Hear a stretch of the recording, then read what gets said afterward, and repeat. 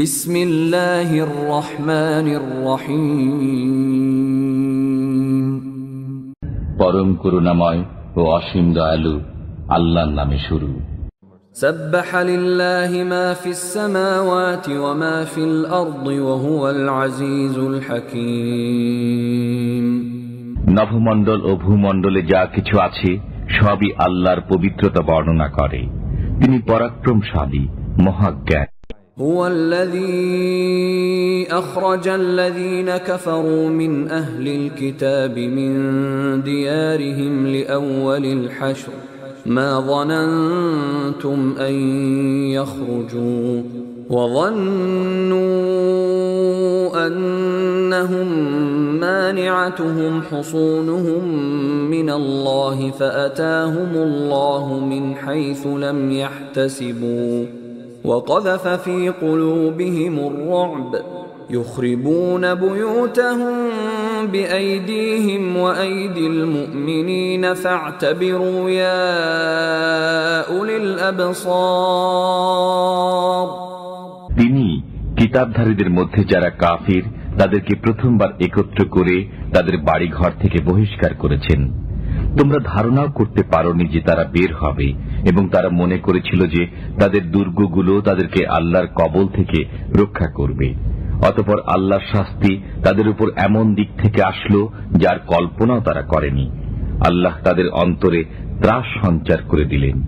তারা তাদের বাড়িঘর নিজেদের হাতে এবং মুসলমানদের হাতে ধ্বংস করছিল। অতএব হে চক্ষুষ্মান ব্যক্তিগণ, তোমরা শিক্ষা গ্রহণ করো। ولولا أن كتب الله عليهم الجلاء لعذبهم في الدنيا ولهم في الآخرة عذاب النار। আল্লাহ যদি তাদের জন্য নির্বাসন অবধারিত না করতেন তবে তাদেরকে দুনিয়াতে শাস্তি দিতেন, আর পরকালে তাদের জন্য রয়েছে জাহান্নামের আযাব। ذلك بأنهم شاقوا الله ورسوله ومن يشاق الله فإن الله شديد العقاب। এটা এই কারণে যে তারা আল্লাহ ও তার রাসূলের বিরুদ্ধাচরণ করেছে। যে আল্লাহর বিরুদ্ধাচরণ করে তার জানা উচিত যে আল্লাহ কঠোর শাস্তিদাতা। ما قطعتم من لينة أو تركتموها قائمة على أصولها فبإذن الله وليخزي الفاسقين। তোমরা যে কিছু কিছু খরজুর বৃক্ষ কেটে দিয়েছ এবং কতক না কেটে ছেড়ে দিয়েছ তা তো আল্লাহরই আদেশে, এবং যাতে তিনি অবাধ্যদেরকে লাঞ্ছিত করেন। وما أفاء الله على رسوله منهم فما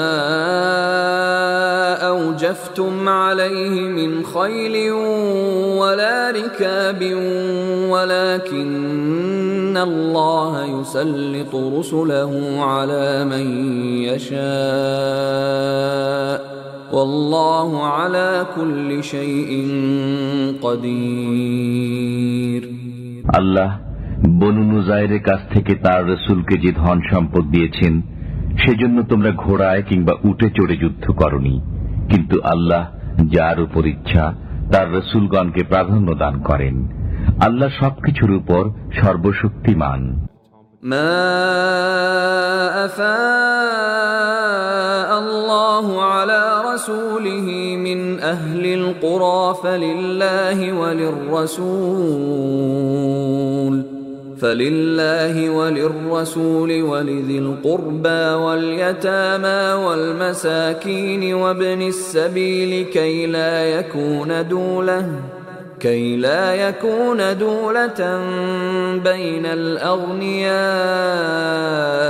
منكم وما آتاكم الرسول فخذوه وما نهاكم عنه فانتهوا واتقوا الله إن الله شديد العقاب। আল্লাহ জনপদবাসীদের কাছ থেকে তার রসুলকে যা দিয়েছেন তা আল্লাহর রসুলের, তার আত্মীয় স্বজনের, ইয়াতীমদের, অভাবগ্রস্তদের এবং মুসাফিরদের জন্য, যাতে ধনৈশ্বর্য কেবল তোমাদের বিত্তশালীদের মধ্যেই পুঞ্জীভূত না হয়। রসুল তোমাদেরকে যা দেন তা গ্রহণ করো এবং যা নিষেধ করেন তা থেকে বিরত থাকো এবং আল্লাহকে ভয় করো। নিশ্চয়ই আল্লাহ কঠোর শাস্তিদাতা। للفقراء المهاجرين الذين أخرجوا من ديارهم وأموالهم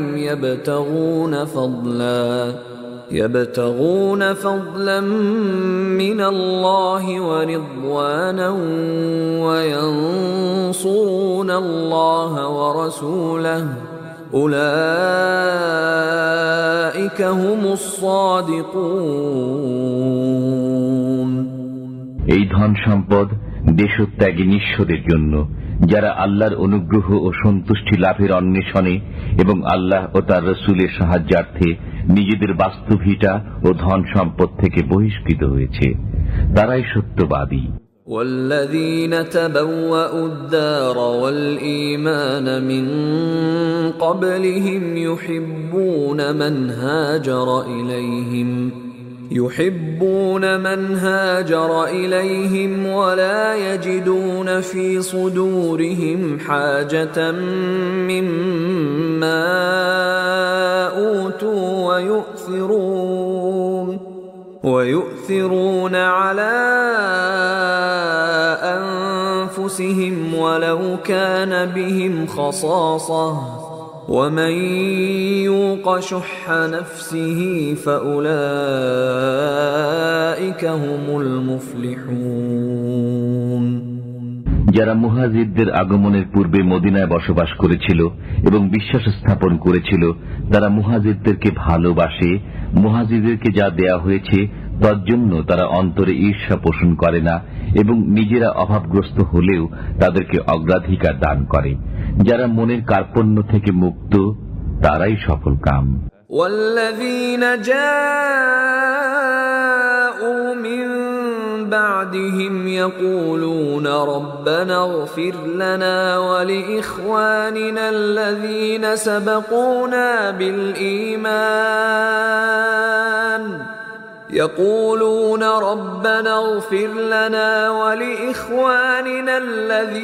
سبقونا بالإيمان ولا تجعل في قلوبنا غلا للذين آمنوا ربنا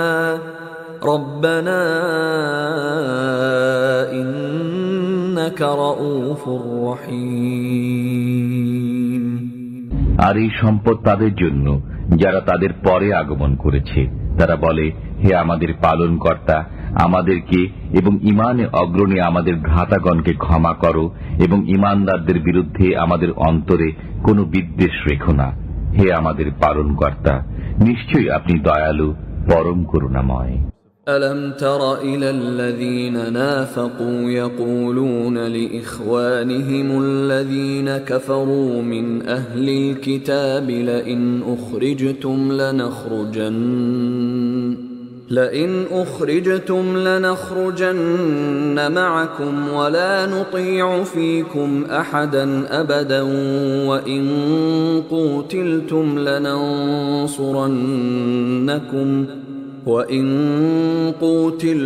لننصرنكم والله يشهد إنهم لكاذبون। আপনি কি মুনাফিকদের দেখেননি? তারা তাদের কিতাবধারী কাফির ভাইদেরকে বলে, তোমরা যদি বহিষ্কৃত হও তবে আমরা অবশ্যই তোমাদের সাথে দেশ থেকে বের হয়ে যাব এবং তোমাদের ব্যাপারে আমরা কখনো কারো কথা মানব না। আর যদি তোমরা আক্রান্ত হও তবে আমরা অবশ্যই তোমাদেরকে সাহায্য করব। আল্লাহ সাক্ষ্য দেন যে তারা নিশ্চয়ই মিথ্যাবাদী। لئن أخرجوا لا يخرجون معهم ولئن قوتلوا لا ينصرونهم ولئن نصروهم ليولن الأدبار ثم لا ينصرون। যদি তারা বহিষ্কৃত হয় তবে মুনাফিকরা তাদের সাথে দেশ ত্যাগ করবে না আর যদি তারা আক্রান্ত হয় তবে তারা তাদেরকে সাহায্য করবে না। যদি তাদেরকে সাহায্য করে তবে অবশ্যই পৃষ্ঠ প্রদর্শন করে পলায়ন করবে।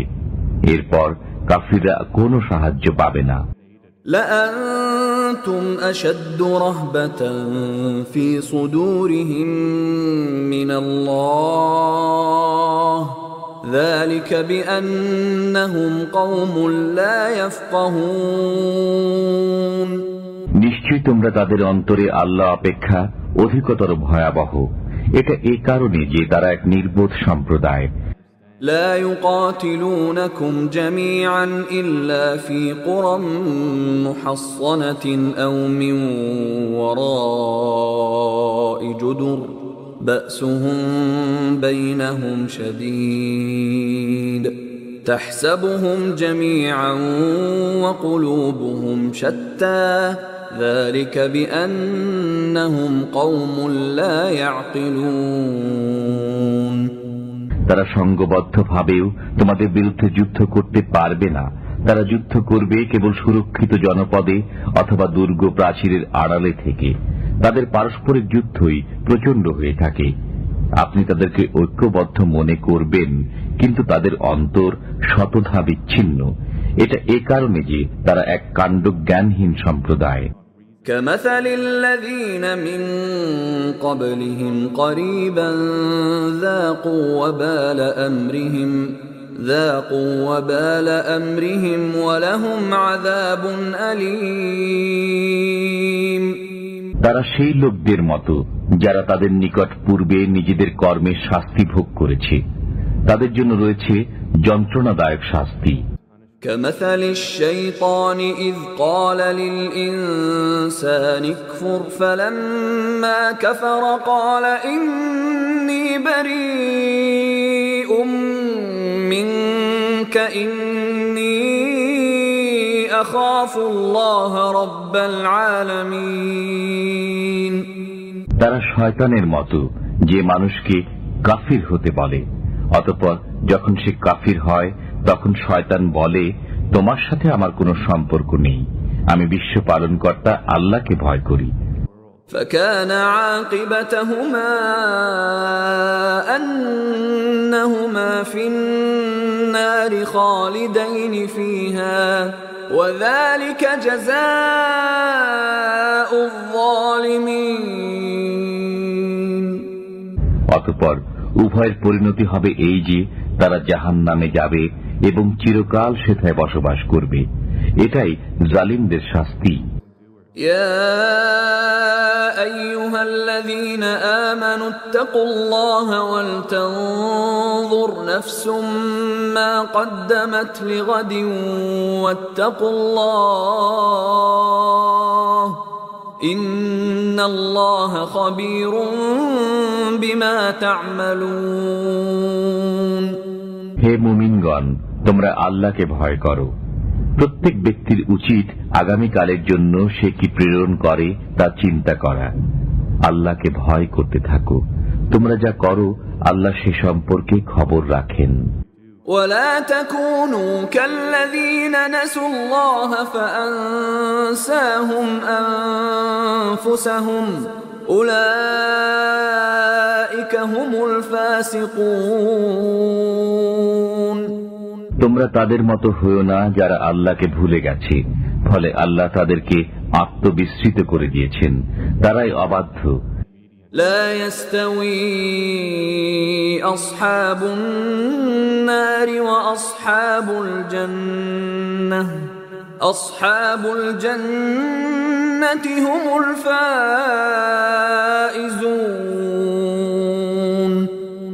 জাহান্নামের অধিবাসী এবং জান্নাতের অধিবাসী সমান হতে পারে না। যারা জান্নাতের অধিবাসী তারাই সফল কাম। لو أنزلنا هذا القرآن على جبل لرأيته خاشعا متصدعا من خشية الله وتلك الأمثال نضربها للناس لعلهم يتفكرون। যদি আমি এই কোরআন পাহাড়ের উপর অবতীর্ণ করতাম, তবে তুমি দেখতে যে পাহাড় বিনীত হয়ে আল্লাহর ভয়ে বিদীর্ণ হয়ে গেছে। আমি এসব দৃষ্টান্ত মানুষের জন্য বর্ণনা করি যাতে তারা চিন্তা ভাবনা করে। هو الله الذي لا إله إلا هو عالم الغيب والشهادة هو الرحمن الرحيم।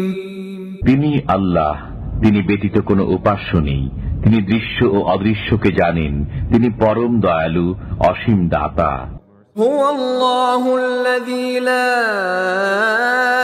إله إلا هو الملك القدوس السلام المؤمن المهيمن العزيز الجبار المتكبر سبحان الله عما يشركون।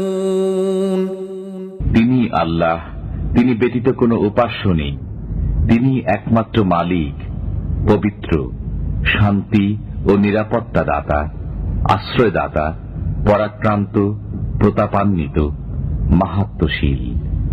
তারা যাকে অংশীদার করে আল্লাহ তা থেকে পবিত্র। هو الله الخالق البارئ المصور له الأسماء الحسنى يسبح له ما في السماوات والأرض وهو العزيز الحكيم। তিনি আল্লাহ, স্রষ্টা, উদ্ভাবক, রূপদাতা, উত্তম নামসমূহ তাঁরই। নভমণ্ডলে ও ভূমণ্ডলে যা কিছু আছে সবই তার পবিত্রতা ঘোষণা করে। তিনি পরাক্রান্ত, প্রজ্ঞাময়।